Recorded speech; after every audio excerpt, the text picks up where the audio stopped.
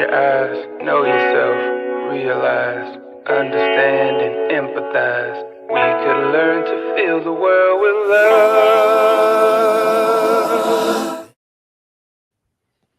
Yuma, hello, I am Marianne Cosgrove, CEO of Humanists Australia. Today we are celebrating Science Week. Today I have with us almost a doctor, Dr. Matt, whose specialty is in optics of gas detection. We have Dr. David, who is a climate researcher in transport emissions mainly. And we have Brian, our creative director and campaigns program manager, not a doctor, and myself, a software engineer, first degree in biochemistry, but definitely not a doctor. Matt, tell us about your world. Before we go into that, I will say I am coming to you today from Ngunnawal and Ngambri land, and I acknowledge that sovereignty was never ceded. I pay my respects to their elders, past and present, and I welcome any Aboriginal and Torres Strait Islander people here today. Dr. Matt, almost a Dr. Matt, would you like to tell us about the work that you've been doing? Yeah, sure. Thanks for having me on first. So as you mentioned, you're correct. My background is in optics, particularly looking at gas detection. I've just finished my PhD, so my handle there, almost a doctor, is from my channel. I am meaning to get back to that, but I did make science videos for a bit. I often go on panels like this, but my background's both physics and chemistry, and so I look at a lot of optics of like, how do you detect chemicals you can't see? That's, I think, the simplest way I can put it for now. And I also have a big fascination with science communication. How do you get out an accurate and meaningful message to people from a science vein? Though communication in general is always really important. Because to paraphrase a good quote in science, science is not done until it's communicated. David, would you like to tell us a little bit about your work? Yes, by nature, I'm a quantum mechanicist, as in I'm interested in the nature of reality, why the world is the way it is, and the fundamentals. But of course, there aren't a lot of jobs in that. So my actual work has mostly been around environmental science, things like what impacts does transport have on the world. Transport has emissions. Those emissions are both greenhouse and noxious, which can impact human health. So it pays to have a handle on what level are those emissions and how much are they impacting, say, our cities and the people who live in those cities. So a lot of my work is what's called mathematical modelling. So it makes a simulation of the world and tries an attempt to estimate the real emissions and what impacts those emissions are having using a computer model. And so you can perhaps look at, you can make some change to the transport system and improve things over time and have less impact. So I'm often involved in things like transport standards, where you're trying to improve vehicles or transport systems so they have less impacts, particularly on our important parts of our society, like young children who can be negatively impacted by all sorts of things like particulate emissions. So science is super important for us as humanists because science is the best way that we have of understanding the world around us. Matt, would you like to talk to us about why you got interested in science and how you see it impacting on humanity? Well, how I got involved is one of those sort of typical. I've always liked science, even since I was a little kid. I always liked reading. I'd stay up with the torch under the blanket trying to read up on how things work. So I've kind of always had an interest in science. And then the older I got, the more opportunities I had to study it. So, chemistry, physics, etc. at high school. And then I just realized when I was going and choosing what I was going to do at university that although I didn't see myself going as far as a PhD, which, well, here I am, I always still wanted to do some science. And so I started, and then I got involved in some research projects at uni. So I got to actually experience, while I was still undergrad, what is it like to be in a research lab? What is it like? What do you do? What are the sort of impacts you can make? and I just couldn't leave it behind. Mm. And then while I was doing that, I've had the opportunity to do a few different science communication things. So I've done shows like this. I mentioned my YouTube channel briefly. Some of the videos are a bit old, but check it out if you want. And but also just within like my studies, I've done a bit of teaching at various levels, and I got a feel for what it's like to try and communicate science. And this is really, really rewarding for a number of reasons. One, I find it personally satisfying, but two, and more importantly, as you mentioned, science is one of the best ways we have of understanding the world around us. And the better we can understand the world, the better we can look after each other, the better we can understand what things that we do are going to have the greatest impact for the most people. And by great, I mean, obviously trying to improve things, not just, a larger physical impact, because that's a different one. And so I see science as a tool, and it's about using it correctly. So that's also why it's important to communicate the findings well, because you don't necessarily need everyone to understand it, but you do need everyone to be aware of it and aware of the consequences. I think the detailed knowledge of science is, I think, going to depend on the individual in terms of how far they want to go. But at the very least, science awareness is very important. And the better or the more aware people are of certain things, the better choices they can make for themselves. Sounds like you and me are almost opposites, Dr. Matt.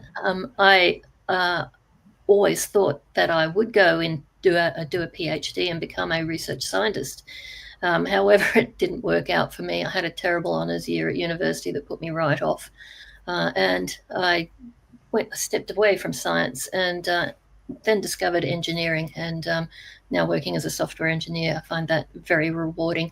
Though the thing that I'm working on is a software application called Covidence, which allows teams of scientists to review scientific studies and analyze the data and get a good picture of what all of these different studies that are trying to answer the same question, how the data spreads across those studies.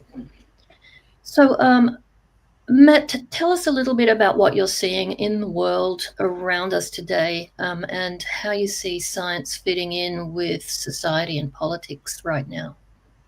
Well, I mean, it's a hard one because you can pick any area and go into a lot of depth.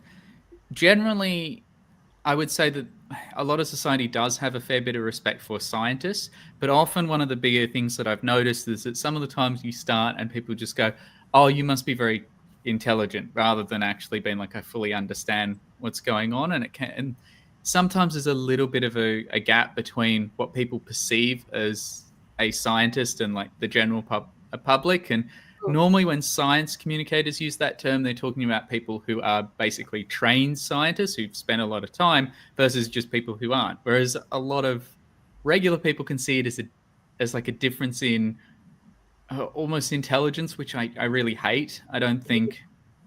And so one of the things I like to do is break that down a bit and just be like, no, we all have our own areas. We all have our own expertise. And yes, mine is in optics, but that's just because I've spent a lot of time. I've got a passion there.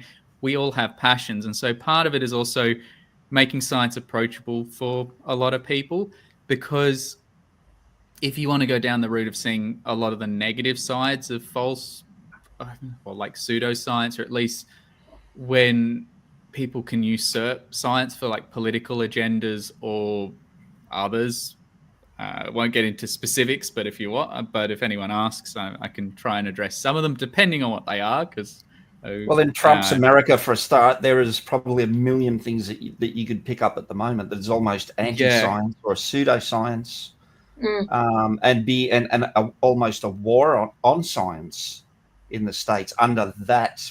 I'm going to call it a regime.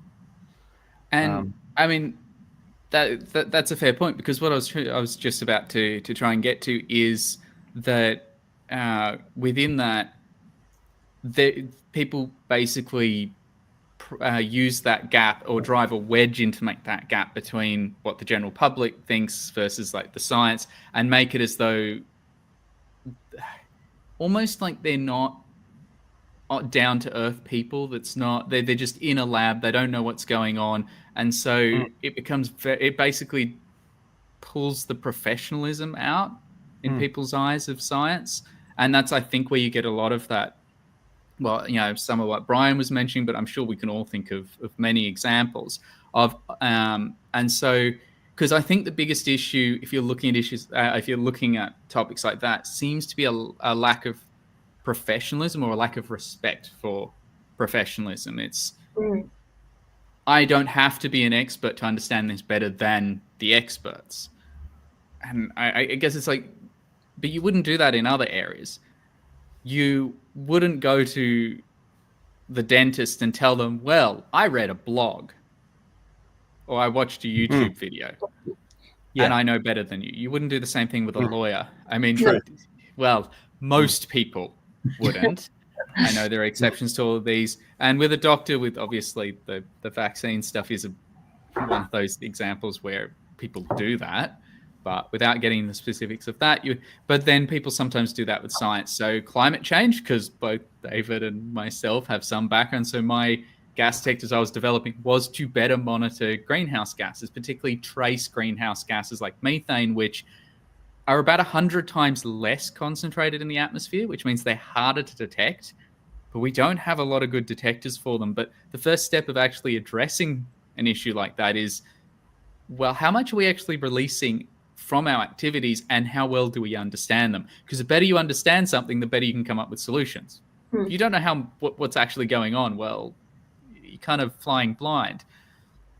But you do get things like that. And yes, I can see, I'm not going to ignore the comment either, but I think more generally when you interact with these people, the first step is, I find, is actually not to challenge them directly. But it depends on the circumstances. I mean, I've been talking for a while. I don't know if anyone else wants to mention something. I can come back. Well, you're the guest, so talk away. Although I feel like I'm surrounded by a lot of expertise here. I like how I'm not even the most qualified scientist on the panel, I think. I suppose I could make a comment related to this, in that I suppose there's a bit of a difference in the public perception. There's a bit of a difference views about what science is. I think a lot of people in the public view don't realize that there is science as a part of society. There are scientists doing things and they have activities, and those scientists have their own views and beliefs, and they might be right about some stuff and wrong about others in the stuff they do. And the impacts of their work might be technology, which might be good or bad. But that's a bit different from science as a practice, where science as a practice is just the systematic gathering of knowledge. It's the best way for you to build up your evidence and to test your theories. It's a process of knowing, basically. So that can be a bit different from what people might think of as science, as just all this technology. So in the ideal, it's just a way, of you finding out stuff. And I like to say that everyone starts as a physicist. Everyone's born a physicist, and everyone spends the first 5 years of their life as a physicist. They do things like experiments. Oh, what's this ball going to do if I roll it down this hill? What's this thing do if I experiment with it? The strange part to me is that so many people leave the field. Everyone does 5 to 10 years of these experiments, and this is sort of how the world works. And then they seem to be content with that, and they move on to other stuff. And there's other people like myself and Matt who just keep on wanting to know stuff and so stay with physics. So the wonder disappears for some people, and they grow up, and then life takes hold, I guess, and you're dealing with. And a certain amount, it's you need to know how the world works, or you're going to be in big trouble. And so you only need to spend a certain amount of time doing that before you can navigate the real world. But you do have to do stuff like trial and error. And so much of human, burn your hand, that sort of thing. Yeah, burn your hand, or in the old days, don't ignore that shape near the fire, or the jaguar eats you. But eventually, people are good enough to navigate life. And so much of early society was trial and error. Before we had systematic scientists, we had people building all sorts of stuff, and they would just trial and error it. And they do that as a feed-in to what we now call science, that repeated testing and finding the best way of doing things, the best way to build that tool. We just have now, science has taken off, and there's now just that's an enormous part of society. And we have things like quantum mechanics that you can't just trial and error. You've got to have the theory, and you've got to test the theory. It doesn't work. It doesn't just come out of thin air. You've actually got to have this progressive process of coming up with your hypothesis, testing the hypothesis, see if it works. And you've got to be willing to discard that belief. I suppose the difference with science is that we've got beliefs too. We can't know everything, but we're willing to test our hypothesis. And if the evidence or the experiment negates what we thought, then you've got to say, oh, well, I was wrong. I do wonder if that's at the root of why some people have trouble believing scientists, because science is inherently uncertain. You're always willing to challenge your beliefs and test them and change your mind, whereas a lot of people find uncertainty very confronting and would like to have something that says, this is what we do, this is how the world works, these are our values, these are the things you must believe in, and then there isn't that uncertainty that naturally comes along with science. Yeah, no, I would agree. Actually, you both mentioned some amazing points, and one of them, to start with, I think, yes, everyone has that natural curiosity, David. I agree with that. You start there, but not everyone keep up. But you can't expect everyone to, because it is. But I think what you were getting to, which is a good point, is that science doesn't quite work by personal trial and error anymore. You still do trial and error in science, but you generally have a detailed hypothesis. I think one of the reasons some people might struggle a bit is that science just knows so much now. Everything is so detailed. Yes, and this is why I think, science degrees, to become a qualified scientist with a PhD globally is an average of about 10 years of study at uni. To become a professor, you're still talking at least another 10 years on that. So you can still be relatively early in your career after 2 decades. Mm-hmm. And that's not, and so some people can see that as sort of, oh, you have a degree in it, you need a degree to comment on science. No, you don't. It's just science is so detailed. There's so much to any one area that to become an expert and to contribute meaningfully, it can take that much. Whereas that's not really how our instinct works. As you said, it's more trial and error. And that's still science. It's just a level that is so different to where modern research takes place that it is hard for someone who is not familiar with that to fully understand. And I guess it's like any professionalism, but it's just, as I said, it can be hard for a lot of people. And it's also, I think, easy for a lot of pseudoscientists to usurp that.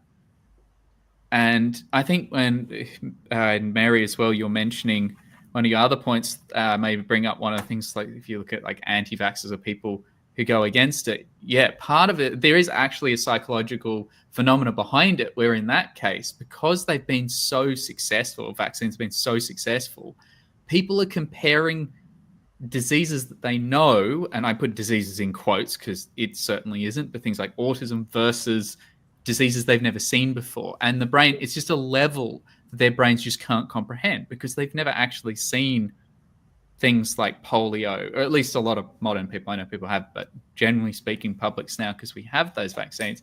And so it is actually, there is a psychological barrier. And again, this goes back to what I said at the beginning, that there is, I think, a bit of that gap between how people who don't have a strong science background view those who have one. It can see a bit like, oh, they've got dogma because they're not going to listen to someone like me. They've got their ways of thinking, but it's not. Also, going back to that point, one of the things that I really, really enjoyed about my time in science was just the variety of different people that I came across. So many different worldviews. And the few times worldview conversations came up, and I mean few times, I can count on my hand how many real in-depth worldview conversations I had, because it's just not something a lot of scientists think about without going into much depth. Was actually just me talking with my friends who were scientists, often maybe in the tea room or just chatting in the office. And we just got into conversation. It was really fascinating. A lot of the time we would have different views, but it was just, we were more curious about each other's view. So when you say worldview, are you talking about your belief system, your values, or are you talking about your metaphysics, the understanding of how the universe works? Kind of a little bit of all of the above, though probably more about your belief system. So you get people who, like, I've different religions as well. I've had a few discussions with some colleagues, and we fundamentally disagree on some things. But at the end of the day, the thing that was the most important to us while we're in the context of studying science was doing good science. And it turns out that you can do good science with different worldviews. And I think that was leaning back to maybe something that was brought up a bit earlier, is that there is that gap of, science sometimes has dogma or worldviews, but they don't. Science is a method. It's an approach to understanding the world. And the idea, and one of the benefits of it is that it is quite agnostic to your worldview if you're doing it correctly. If someone thinks of science as a dogma, then they completely misunderstand the whole process. You can have scientific consensus, like the scientific consensus around climate change, which many people are very skeptical of, because it's become a political marker. It's a marker of political identity now to say whether you believe in climate change or not, which I think is very unfortunate, because the world works the way the world works, and we have no hope of controlling our future in the world if we completely ignore how the world operates. Yeah, and if you're up against politicians and the media and corporations that want to frame things a certain way to favour their agenda, then you're just up against it all the time, and that always it really worries me. It concerns me that these people can go ahead and do things like that, propagandize and whatever, and ultimately they're shooting themselves in the foot. That they're hurting their own future. They're hurting their children's future. It doesn't make sense. It doesn't add up. Like, why would you want to? Well, it's the profit motive. I mean, yeah, an awful lot of climate denial. I mean, it gets successful out into the society because, as we discussed before, we have human nature, and that varies from person to person. And some people are challenged by uncertainty. They prefer certainty. So the whole idea of a scientific approach of testing the things and finding and not knowing that truth is already problematic for them. And so in the background, you have all this spending on propaganda, essentially. I mean, most climate denial is driven by investment and by the fossil fuel industry. It's fairly well demonstrated. So it's just a profit motive. And like most things, inequality is the root of all evil. You've ended up with all these resources in this industry that doesn't want to give up its large amount of money making.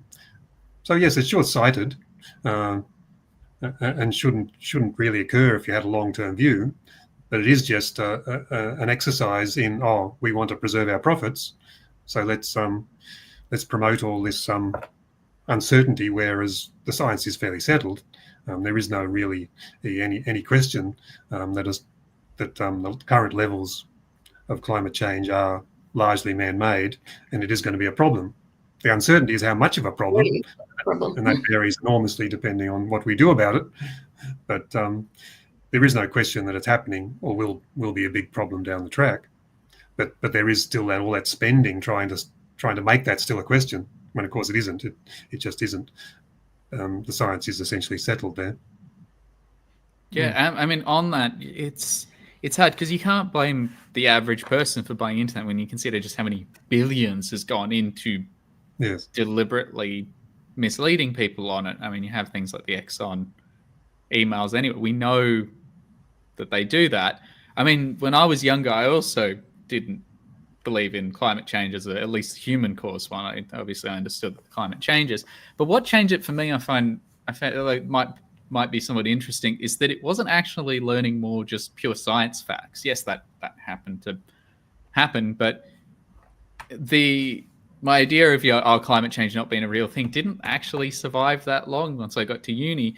Not because, as I said, of those facts, but because a lot of that narrative relied on portraying the scientists and what they came up with as being, you have a simple look and it turns out that they're wrong. They've got an agenda, whether it's deliberate or not, that oh, they see it this way, but really it could all be this. But the more I learn about how science works, the more detail and just how hard it is to do it, I realized none of that narrative makes sense. That's just not how science operates. And so for me, it was just, you can't have a conspiracy like that in science. It just doesn't work that way. Mm. The research, like, yes, you occasionally have small mistakes, but a big mistake like that. And it was more of the, I guess to try and simplify it, was this idea that some layperson with a few minutes of knowledge would then be able to understand something well enough to break down what people have spent decades of their life learning and understanding.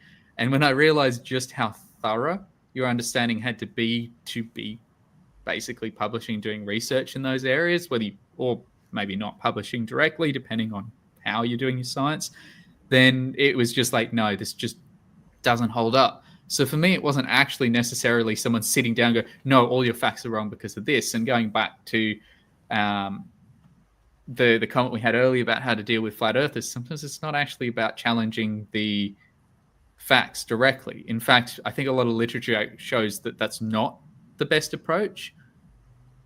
Well, it hasn't want to be worked so far. understanding, and it's about finding common ground and then basically providing access or showing people that no, scientists are real people and like this is being considered, and then letting people figure it out sort of on their own. I think one of the more effective ways if you're dealing with someone like a flat earther is to pay them to figure out something basic, like what's the height of a building, but you can't trust anything.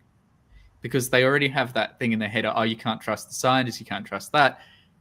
But then the more they actually have to spend time actively thinking about it, apparently it does have a bit of a psychological effect. And so that's what I said. For me, it's not necessarily teaching everyone to know all the details of science, but being more aware of it and understanding and building that interest so that when people do hear about these science things, things climate change, etc., that it's like, oh, no, actually, I know what's going on. Or it's like, it's more of, I can trust them because I understand enough of what they do, even if I don't understand all the details. And I don't expect a lay person to understand the details, or at least like the nitty gritty of a lot of these things. That's hard. But Les sorry. brought up the Dunning-Kruger effect a moment ago, where people with little expertise in a subject overestimate their competence at it, and people with a great deal of expertise in a subject underestimate their competence at it because they know how much they've still got to learn. So I think that does feed into this this mistrust in science. So you don't know much about it, so you reckon you actually understand it better than most people. Although, as I understand sorry, David. No, go on. I was just going to say, apparently the original Dunning-Kruger was actually about people predicting their results on a maths test, and it isn't that unsurprising thing that people who had a poorer knowledge wouldn't predict as well as how well they would go on it because they didn't actually have the knowledge to guess. Whereas those who knew more maths, well, they kind of would understand when they didn't get a question right or couldn't. So, yeah, Dunning-Kruger's a hard one because it may not be a real effect. It's one of those, it's actually a good example of how people can think of things. But yet there's probably a bit of that in that there is a gap between that. Yeah, it's a really hard one to pass out. But I think there is a bit of a gap between, as I said, how much detail you need to know to be an expert versus what most people would understand you would need to be an expert. And yeah, that's why when I'm like talking to people like family, friends who are not in science, when I get that, oh, you must be very clever when I'm trying to talk about what they're doing, I hate that because it means that I've kind of failed. I'm like, no, I need to explain this differently. That's not my goal. I'm not trying to make that barrier. And again, it's kind of why I like the almost bit because it's like, it's not quite. Less of an expert, so less challenging to their worldview. Yeah, and in fact, the few times I've had, like, say, family members challenge me, and I'm not going to go into detail because it is family members who are not here, on certain, like, big items. Some of my most successful responses was when I basically said, I just played it down, being like, those aren't exclusive. basically you can hold that worldview. I'm just chatting about cool science facts that I know. And I found that actually works a lot, because it's just like, oh, wait a minute. They're not actually opposed to me. Yes, and a lot of these sort of ethical type questions are that. I mean, you can have different worldviews, you can have different beliefs. What we're saying is not good is when you're going to enforce your belief on someone else. Maybe your belief might affect your life a bit, but that's all right if you're going to just live your life that way. These worldviews can become a problem, though, if you suddenly decide, the world is this way and I'm going to impose my belief on everyone else. And a bit of the problem, I suppose, this talking with, say, conservative people who might distrust some part of science, they've often found that challenging the facts can just make them more embedded and make them hunker down and say, I'm not going to even listen to those facts or challenge. One of the few things that's tended to work apparently is an appeal to authority. If you know that someone they already trust that has some view with a that would at least allow a scientific input there, then that's one way that's helped engaging. Whereas a direct attack often doesn't. They do the person who wants that very standard, solid, no uncertainty life. They do tend to respect authority. So if you can find some authority figure that they already admire, that you can at least quote, that can be problematic, but it can at least, that's one possible strategy of dealing with that issue. And we also mentioned earlier the measuring a building. That made me think of, coming back to Les's issue of the flat earthers. There was one project where they gave some flat earthers the resources to test their theory. They actually said, oh yeah, all right, we're not going to tell you the world is round. We're willing to believe the world is flat. And here's some money. You go away and you set up your experiment to show that the Earth is flat. And they kept on doing things like measuring the non-existence of the curvature of the Earth using large lights and things. And they kept on finding there was a curvature. Flat Earthers are a bit of an easier one to dunk on because they're not a major group. But I do find that really funny, the number of times that just how much video footage there is out there of them proving that the world's round and then just going, well, no, and then coming up with the equipment was faulty. Yeah, or actually it does somehow show what we believe, but they're a bit more of an extreme one. But what you're mentioning about the authority figures, I have noticed has helped, because I have family, like extended family, that are climate change deniers. Wonder why I believe that at some point.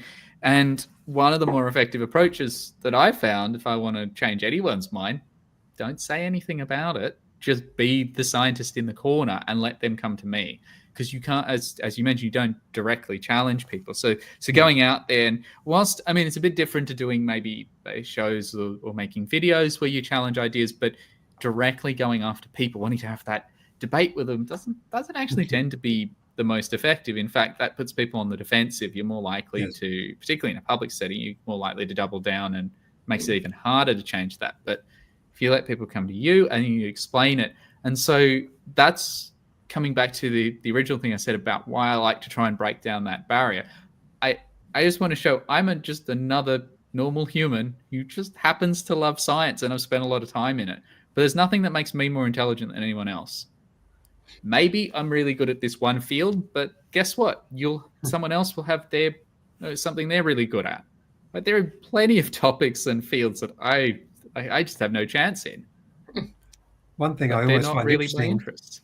Yeah, one thing I find interesting is just the amazing diversity of humans. I mean, even if we get away from the standard issue of diversity with people looking different and coming from different places, even if we all look the same and we all have the same upbringing, we still have this amazing diversity in skills. No matter how good you are at something, you'll always find someone else who's better at it. We just and there's so many things that people are good at. It's just I always find that one of the most amazing things about humans, just how wide a skill set we have and how very good we can get at things if we're willing to commit time to it. There's like the Guinness Book of Records can be a bit silly, but it shows that people can do amazing things if they've suddenly fixated on one thing and they train for years. Then they can get so good at this one thing. And science is a bit the same way. Any particular field, you really have to commit to it. I mean, I can pick up any, say, random paper from the archive. It can even be in my field, and I could read the abstract and understand practically none of it. It's just so specialised now that you can have even a colleague work in the next office who spent 5 years on his particular field, and you can barely understand what he's doing, even though you are in a similar field. So it is that. How do we bring science to everyday people who are not trained scientists? That's your area of specialty, Matt, as a science communicator. Do you have any tips for the rest of us who'd like people generally to understand that science is the best way we have of understanding how the world really works? Can I jump in? Before you continue, because it's all kind of relevant, and we're talking about communicating science and maybe presenting it in a fun way. So with Marianne's question in mind, can I just quickly play something that we did a little while ago, and then we can continue on that conversation about communicating science to everyday people after. So this is something we did a little while ago with Matt. We all have a mental framework that we use to develop our understanding and ideas about the universe around. It's important to build our framework in a way so that the most accurate perceptions of reality can be attached. It is a solid framework and the knowledge that it holds that will allow us to make the best decisions in our lives. Although many things may go towards developing this framework, critical thinking through the scientific method is a powerful tool. You see, science, it isn't a thing or a dogma, but rather a method of testing the world around us to get us the best possible understanding of how the universe operates. It may be the closest thing we can come to objective truth. And, more importantly, you don't need to be a scientist to use it, because I believe that at the end of the day, we should aim to leave the world a better place than what we found it, and a solid framework will definitely help us get there. Ask yourself only, what are the facts? Now, just let me say, I steered Matt with that because I wanted to get this idea out of objective truth and science being the closest thing that we have to objective truth. It's probably unattainable ultimately, but the closest thing we have to objective truth is science. So Matt came up with the wording to lead it towards that. So I don't know how much he totally believed in everything that he said, but I thought it was great what you put together for that. No, I mean, I do agree with it. And again, I view more truth as about basically comporting to reality. And yeah, science, I think, is a really good way of trying to figure out how reality works. And one of the most powerful parts of it is predictive power, because that's how we can benefit people. We can figure out how is the world going to work in the future, so we can set things up so we can be better off. We can play that to our advantage.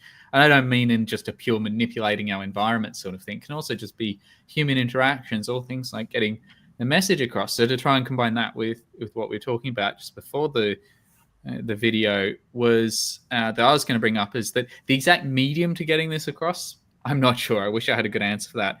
But one thing that I do remember from the literature on it that is really, really powerful is narrative. There is actually a psychological aspect, or at least a psychological phenomena that occurs when you give people a narrative, that sort of story style, this and this, then that, is really, really, really powerful, to the point where they've even shown lower rates of reincarceration if you put prisoners into book clubs. Narratives, there is actually part of our brain that really does love latching onto narratives. There's a reason why, a lot of movies, that there is a general storyline that a lot of them follow, obviously with variation, but and in science communication, that is the thing. That is actually a way to do it. However, there is one part of science that does make this inherently more difficult, and that is stories argue from the specific to the general. So, for example, you think about, what was the moral behind this story? It's a very specific story about maybe a group of people or two people interacting and, the hardships they had and what they learned. Maybe you're learning to just be better people or not to steal or something. Particularly think of the, like kids' movies or something, or cartoons. I do love my cartoons. But science doesn't work that way. It tends to go from the general. You have a general phenomena, and then you'll go into specifics. And you can get errors when you try and go the other way around in science, because specific scenarios don't always apply to the general. So whilst narratives are one of the more powerful tools, you're kind of limited a little bit in that you have to be very careful how you frame them. And on that line, there's a lot in the literature out there about bad examples of things like metaphors that you might use to help make that narrative, like DNA being a code. It can be a useful metaphor to understand parts of it, but it's not, and it's caused a lot of issues. I can think of several papers off the top of my head of like science communicators saying, can we please stop using this? Or at least we need to be more careful because it's playing too much into that. So I think part of it is having a narrative, having a good story behind the science, but being very, very careful on how you do it. As I said, I wish I had more on exactly how do you get that, like what medias do you use, although I think just a broad approach, you've got to provide as many different avenues for people. But there's a reason why certain, I guess, ways of portraying science work better. If we think about some of the things like Cosmos, a lot of the, because that's one of the ones I think most people will know, whether it's the older version or the newer one or both. The Carl Sagan. Yeah, they did have a deeper message. They kind of had a narrative, even though it wasn't your more typical narrative structure. And I think having that is really good. And yeah, I on that, I've thought about, like, if someone gave me a lot of money, how would I make a documentary? Or because if I was able to, it'd be a dream to narrate a documentary, I think. And I think this one, it leads basically into this comment as it came up as the thought was coming to my head. So it looks like we at least have something thinking about was I would focus on the actual story behind the science. Like, how did the scientists come up with that? Because it does add a human aspect to it. It helps break down that barrier. No, scientists are just humans. There's no difference. They're not some cult. They don't think they're better than you. There's nothing that separates you from them other than the fact that that's the area they've chosen to specialize in. And so it's sort of, I think, making the scientist more human and making science a more, like, showing the more human side of being able to do science is incredibly important. I don't know if you have thoughts on the best way to do that. Hopefully that gives something for people to think about. Have you put thought yourself into what kind of narrative you might express in order to explain how we know about climate change to people?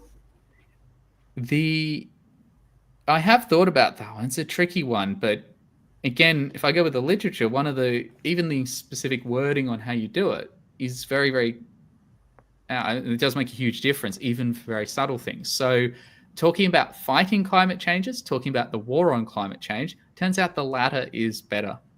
There are very, very subtle ones. When you frame it as a war, apparently people are more likely to get on side with the points. So with all of these, you can go through and you have to be very careful. So I guess in that one, it's about, it's not necessarily trying to show people that they're wrong or something, but trying to get them on side of, no, we have a problem we need to face. We've got to face it together, but also leaving a bit of hope at the end and being like, no, we can solve this.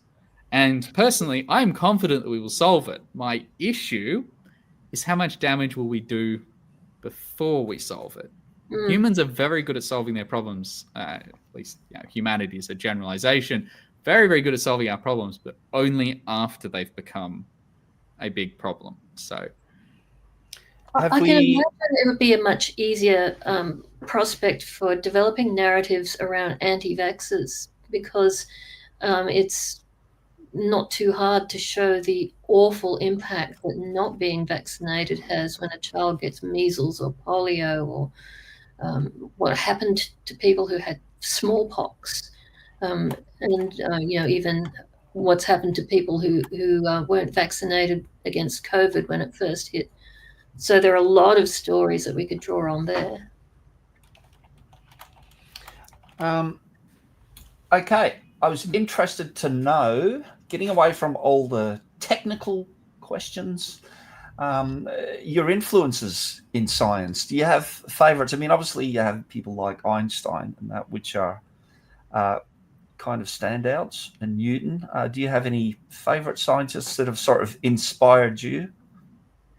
Some of my favorite ones, because the things I don't tend to idolize people, because as you said, that everyone has their skills, they have their good side and their bad side. One of the things that I like learning about the scientists themselves, and a lot of them not necessarily the greatest of people. Newton was not particularly nice to anyone who disagreed with him. So Humphrey Davy, a famous chemist, I've read a paper, really interesting paper, describing, based on what we have written left of him, the way he talks about other people, he's probably a narcissist. But on the other hand, I mean, even like Einstein, he's a brilliant scientist, but not always the best to his family. But you find that, but again, that's like the human side of it. No one's perfect, but they can still do really, really good science. Though one of the ones that does fascinate me is Darwin, because for his time, I think he was a really, really nice person. He also had some very progressive views too. But he actually, even though, he's talking, writing in the 19th century, he's still talking about, there aren't enough women in science. And although he didn't have a good idea as to why, or at least when he wrote about it, he seemed to be a bit off. He did actually talk about the need to get more women in science. Wow. Which for that time was like, wait a minute. Unheard of. Really. Again, he didn't have he was still a bit sexist into how you would do it, or but then again, for that time, that was insanely progressive.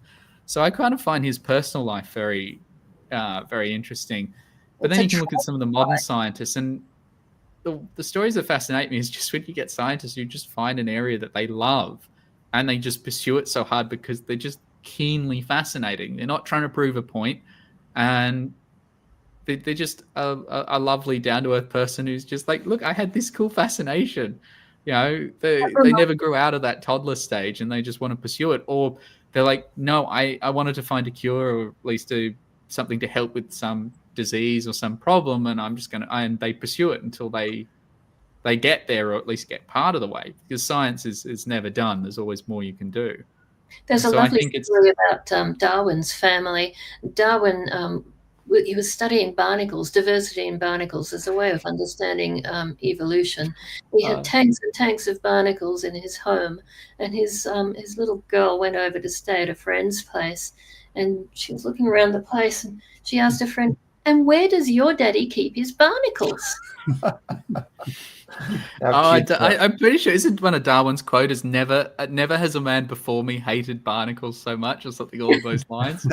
Because the reason he was studying the barnacles was because he wanted to show himself as an expert in some area, so he would gain credibility, so he could then pursue his other ones. But turns out barnacles, classifying them as some form of life, is insanely hard, because they're just really, really weird. But yeah, he like, you read his writings, he really, really didn't like them by the end of it. But so I do find that a really fascinating story, that even though he was probably right. And that's, I agree with that quote as well. It's at least the sentiment behind it. I mean, I would argue that most people have special talents. I mean, Einstein's maths. I think one of his quotes is, if you think you're having trouble with maths, I can assure you my problems are greater. And if most people said that, I'd be like, that's just arrogant. But when you look at the maths that Einstein was developing for relativity, no, I'll give him that one. He had to come up with new fields of maths just to describe what he wanted to get across. I'm interested in someone that's always stuck in my mind as a scientist, because I was born in Scotland, so I'm actually a Scotsman, was James Clerk Maxwell. Do you know too much about him? And I had heard that he was a massive influence on Einstein. And it was also said, if he hadn't died at the age that he died, I'm not sure if it was brain cancer or brain tumor or something like that, he could potentially have gone on to discover what Einstein had discovered, but he was before his time. So they never had any of the technology needed. So he was a theoretical physicist, I guess, purely, and was unable to test any of his theories. But they were proven later on. Is that right? Was he a massive influence on Einstein? Do you know about that? Or from my understanding, you're correct. He was. So Maxwell, at least what you would teach like high school kids, his most famous contribution is Maxwell's equations, which is where he basically solidified a lot of one's surrounding electromagnetism, and then basically theoretically showed what the speed of light was, because it's dependent on, or at least if you pull the maths out, it's dependent on a few fundamental constants of the universe that they could actually measure at the time. So then you could be like, okay, if we plug this in, this is the speed of light in a vacuum, and even his equations allow you to figure out what it would be if it's not in a vacuum.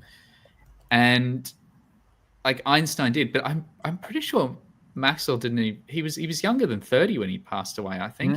He was very, very young. Yeah, he was, but he did all his. I think he'd done a lot of his stuff by his like the early 20s. He'd done most of his most famous work, which is insane because, as I said, he basically solidified a lot of electromagnetism, which is an area that gives a lot of grad students, myself included, a lot of pain, despite the fact that a lot of optics does come from that because it's electromagnetic radiation.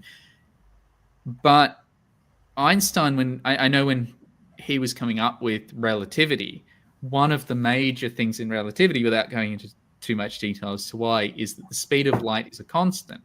And Einstein, from the maths, clued on to that because he realized Maxwell's equations say that in a vacuum it has to be, because it relies on those fundamental constants of nature that we knew. And there was no way to change them. So he was like, well, the speed of light can't be changed.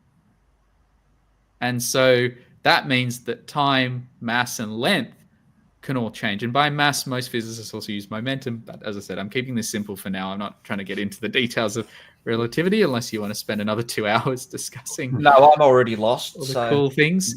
But I know a lot of the early maths he did basically came out from a lot of Maxwell stuff. So at least from a theoretical point of view, I think that was the case. That David, you might know more than me on that. The thing about Maxwell was that he also died with people ridiculing him and thinking he was crazy.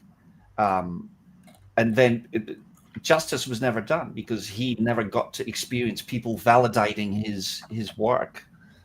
I think who that's was the famous doctor who first said that we should, like modern one that said you should wash your hands? Because I'm pretty sure he committed suicide because no one believed him. Right. But then afterwards, people were like, actually, wait a minute, he was right. Yeah. It's a fairly common story.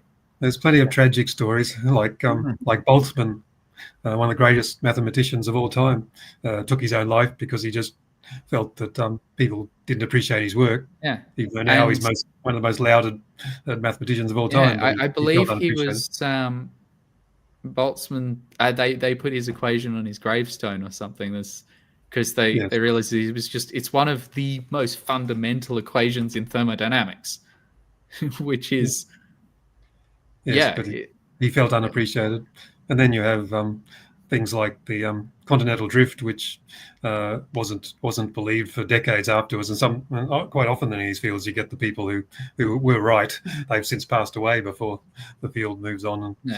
And I mean, I think part of the important thing to remember is that a lot of the time that is just how science works, in that it does take a while because you can't say something and be like, okay, everyone accept it now because the theory's right. It's like, well, no, we need to check. And unfortunately, because of that nature, there've been plenty of stories where it's taken too long, or people's prejudices and biases have stopped them looking into or understanding that science more. Again, like the Boltzmann, washing your hands. I said Maxwell was a bit less. He's just unfortunate as to when he passed away. But there's a lot of cases where that happens. But most of the time, it's not the science that stopped it. It was just people. I guess also, there's probably also this in the public probably also has more of this thought that science gets it wrong every now and then. But things get revised, but often they're an improvement on the existing theory. There's practically never been a case in the history of science where something is fully accepted and it's been shown to be wrong. In nearly all cases, it was just shown to be more complicated than they thought. There's only a handful of cases in the whole history of science where there was an actual real mistake, where they actually did nearly everything. It's just been, oh yeah, we don't know everything yet, and then we find out more. But the more complicated theory subsumes the other one. It finds the understanding was just a special case, and now we find out, there's more complication and there's more to learn, like Newtonian and mechanics was subsumed within Einsteinian mechanics. But it doesn't mean Newtonian mechanics was wrong. It's still used every day. Yeah, and it's just degrees of accuracy. One of the ones I think is one of the first ways you learn how to do projectile mechanics in physics is you ignore air resistance, because it actually becomes really tricky to do in the maths, at least for the level when you're first getting into physics. It's basically you need to learn a certain level of calculus to deal with it, whereas it's fairly simple if you ignore it. Now, that doesn't make that model wrong, but it's not as accurate as if you did incorporate it, and it's about levels of accuracy. You slowly, over time, develop the new ones, and a lot of science is like that. And I think a lot of the times where it's like people might use it as, scientists once believed the Earth was flat, or we once thought that everything, geocentrism was so. But a lot of the time we talk about those two examples before you see anything like modern science. Modern science is surprisingly young. Even when Darwin was publishing, when you had people like Newton, science was nothing like it is now. Even the term scientist, I think, is less than 200 years old. Darwin was not a scientist; he was a naturalist, because that's just what they were called back then. And so, when you look at a lot of that, but since modern science has taken hold, we've had very few fundamental changes. And a lot of them are older because once we started to get it realized. But there have been some big discoveries. That's bound to happen. But the more science goes on, the less you're likely to overturn major things, which I find does go back to what we were talking about earlier, in that a lot of the way that, particularly in popular media, scientists are portrayed as bright guys in their shed who suddenly come up with this eureka idea and then build a particle collider in their garage. But that's not how it works. At least not anymore. It's too hard. No. As It's John difficult to. So it's about all the little steps. The reason for the success of science is because checking it, peer review, and everyone checking each other's work, it's all built into the process. And so we discover when there are problems with a hypothesis. We discover that fairly early on. And I like that you brought up peer review, because I do want to mention something on that. I will admit, peer review is not perfect, at least the process we have. But that doesn't make it a bad idea. It doesn't mean that it's one of the best we've got. I can think there's, but here's the thing: a lot of scientists are considering this. People are working on how can we make it a better process. But yet it's very, very successful, and that's one thing that I find that when people do try and usurp science, or they try and push pseudoscience, is they will try and take small things that scientists know are an issue and make it out like that just somehow means that the whole thing is wrong. Well, one of the common ones I've heard is where they'll be like, well, they'll take scientists know this is an issue, and therefore, all these scientists, you can't go against what they've already said. You can, you just need to back it up. Okay, we are getting on. So I wanted to ask you, what are your plans? You're only a young scientist. Really, you're at the beginning of your career, only having just gotten your PhD not that long ago. What are your plans for the future? What would you like to achieve? And what is the state of Australian science, and how's it looking for the future? That last one is a massive question, so you might work backwards. So I would different Australia, but here's the thing: Australia says future of Australian science. I don't think there is an answer, because you need to then go into the specific. I swear I can speak. The specifics of which area, and there are some areas that Australia just doesn't do much on, or doesn't do very well, because we don't have the funds or the research or just the institutions set up for it. And others we do really well. Like Australia does surprisingly well at astronomy because we actually have a good foundation, that we have the institutions for it. We've got some pretty good telescope arrays, a bunch of different radio and optical arrays. We are starting our space program, but we do a lot of really good ground observations. And so it's like fields like that will do differently to, say, plasma physics. Well, we have some good ones, but I've seen a bit of a decline in my time for some of those. My biggest issue is more of like a global one. At the moment, it looks like a lot of research there's a lot of money and funds are being pulled away from fundamental research just because global politics is pushing more towards sort of defense and industry. And I don't think that's going to rectify itself for some time. But these are just natural cycles. This isn't I'm not trying to fearmonger and being like, oh, this is unique. It's not. It happens, and it's hard to predict exactly how long that'll take. But normally, science to become good at a science area and to keep it up is you're talking like decades. They're very, very slow cycles. And so it's one of those things where I guess you can leave is that there are some areas that I think we have a lot of promise in, but I think we're all going to have to just hold our breath for the near future and see what happens. I'm open to people with different ideas on that, obviously, but are signed like with what's happening in America. I know I keep turning to that, but it's just what's going on over there is extreme to me. And I've heard that scientists are turning away from wanting to go there to study because of what's happening with immigrants and people being shipped off to prison camps and that sort of thing. I know that's the extreme, but so are people coming to Australia? Do scientists want to come here to study and develop? Yeah, people do. But again, that's kind of been a thing for a while. In science, if you do a PhD, you're not expected to do your first postdoc. So that's if you want to stay in academia, which I don't strictly want to do myself. I have other avenues like science communication. But if you're going to stay in academia, so you want to become a professor is probably the simplest way I can put it. Your first one is generally your postdoctorate. So your postdoc, just for short, that's where you basically go and do research, where your full-time research, you're doing it under a supervisor who's got a group. You're not expected to do that in the same country. You almost never do it at the same institution. It's not always that you have to go overseas for it, but it's generally understood that people will. So a lot of my friends I did PhDs with are off all over the place. Some of them did go to America.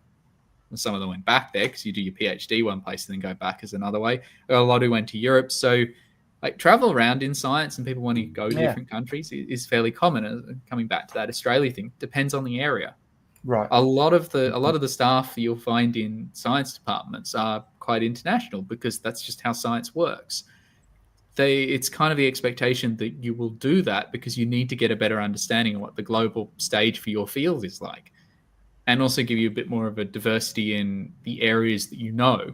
You might still be in like astronomy, but you might find different areas within that. So it might be different fields of radio astronomy. Maybe you'll do a bit more computational in your postdoc.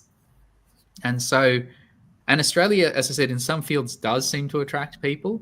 I'm a little bit worried that because the funding, government funding to tertiary institutions per student, particularly when you take inflation into account, is really not being good. But this is like an issue over decades. So you can't even point to a particular political party. It's not the case. And unfortunately, you don't see the impacts, particularly the negative ones from that, until it's too late. As I said, these are more decade-long cycles. And if you look particularly after COVID, I mean, UTS, although I don't want to make too big of an issue out of it because it's something that just it happens, they recently cut off enrollments. So for a bunch of courses, I've heard from some professors that there are certain courses that if budgets keep going the way they are, they won't be able to run them because science is expensive to teach. And so I think we're going to see a bit of a dip. But again, I'm quite confident in that cycles that will go down and then it will change again. But as I said, near future, I'm a little worried, particularly because I think a lot of the standards are dropping. There's a lot of pressure on unis, particularly from funding, that it's about passing as many students as possible, not necessarily making sure they should. Again, I don't want to point at individual institutions because I don't want to start anything, but I also don't think it's an individual thing. I think it's more of a big one, but it also comes back to a bit of funding for that. But Australia still, even after all that, is still like our teaching. I think is might be our third biggest export. Used to be education, particularly tertiary, and so we still have a lot of people who want to come here. And so, despite that, as I said, these are natural cycles. There are going to be parts that are better, but yeah, I do think we need to keep an eye on that. So I wish I could be a bit more specific, but. No. It's a complicated. I mean, it's not just a cut and dried one sentence answer. It's obviously very involved. But and for you personally, what would you like to achieve? Your own theory of relativity or something of that significance? Or I actually don't think research is going to be my area.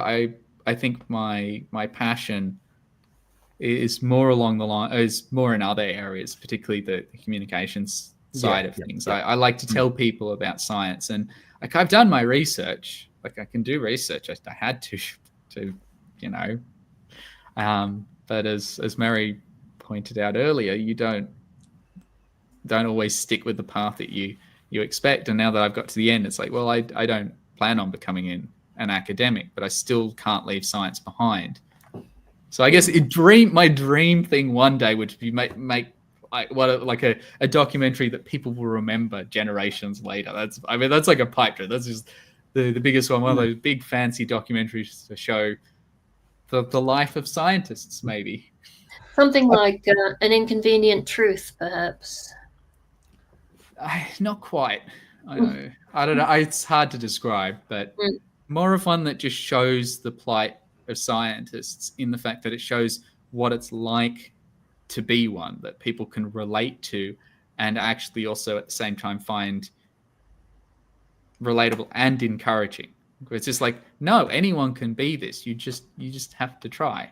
You got to find your area. I meant more in terms of the memorability of that particular documentary. Yes, I think most people know. Well, that's why I brought up Cosmos earlier, because I think that's a really good example. Most people know what I'm talking about when I bring up that. Yeah, and Carl Sagan was an excellent communicator. Oh yeah, no, he was amazing. It's just like you hear him speak and you're just like, it's like his pale blue dot. My hero. Yeah, that's.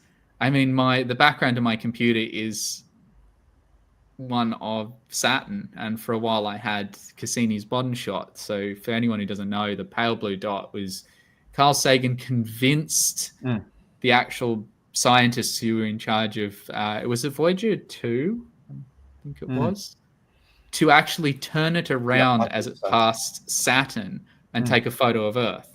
And so there's this amazing picture where they've spun around, and you can see the side of Saturn as well as part of its rings, and then there's just a single blue bright pixel, and it's like everything in history, all of geology, everything about our planet occurred in that single pixel, and he has a speech to go with it that I think is one of my favorite pieces of science. It's absolutely outstanding. Yeah, he's such an influence on me. And his book, The Demon Haunted World, like it literally changed my life, my trajectory. I'm also pretty sure he was close to either Miller or Urey, who are famous for the Miller-Urey experiments. So he had ties to a lot of really famous science. But the image that I have is actually the newer version, the recent Cassini photo, where they basically redid that image, but with one of the more modern satellites with better imaging. And like, I'd suggest if you want some amazing like wallpaper for your computer, go look up the Cassini shots. Yeah, it's riveting, that whole pale blue dot thing. Yeah, it's if you haven't heard that, definitely anyone watching, go and check that out. Carl Sagan's pale blue dot. You'll be mesmerized. You can find that on YouTube, or at least you used to. I've definitely seen a couple of different variations of that, because you'll have different edits of it. I mean, it's all the same thing, but you'll get shorter versions and ones that are a bit more extended. I've seen it 2 or 3 times in sort of different formats. Yeah, but it is very good. But I feel as though, as far as science communication goes, you are just the right kind of person for the job. I feel as though that you would project that very, very well. And look, on this show, part of what we want to do is to be a beacon for is that the right word? For things like science, reason, and logic. So we'd like to continue on doing this sort of thing. It would be great if I know you're very, very busy, so obviously it wouldn't be something that you could do regularly, but it'd be lovely to have you back on. I'd love to be back on. Here and there. I appreciate being here. Yeah. Well, thank you, Marianne. Did you have any more questions or anything? We are over time, so we should probably wrap up. But thank you so much for coming along, Dr. Matt and Dr. David, and not a doctor, Brian and myself. If you enjoyed today's discussion, please do help support Humanist Australia at humanistaustralia.org/support. We've got some more events coming up on September the 4th. We have Religious Trauma, the Eternal Sinner, with Carolyn Winsenreid and Les Allen. I will be doing in case you were wondering what humanism is and you're new to it all, I'll be doing my bi-monthly talk on what is humanism on Saturday, September the 27th. And then on November the 18th, Terry Kelly will recount his battle to get justice for abuse he suffered at the hands of the Catholic Church. So if you're interested in any of those events, you can find them on our meetup group, Humanists Australia. Thanks again, everyone. Great to see you all, and I hope we see you on one of our chat panels again, Dr. Matt. Almost a Dr. Matt. Clear your head, use your eyes, know yourself, realize, understand, and empathize. We could learn to feel the world with love.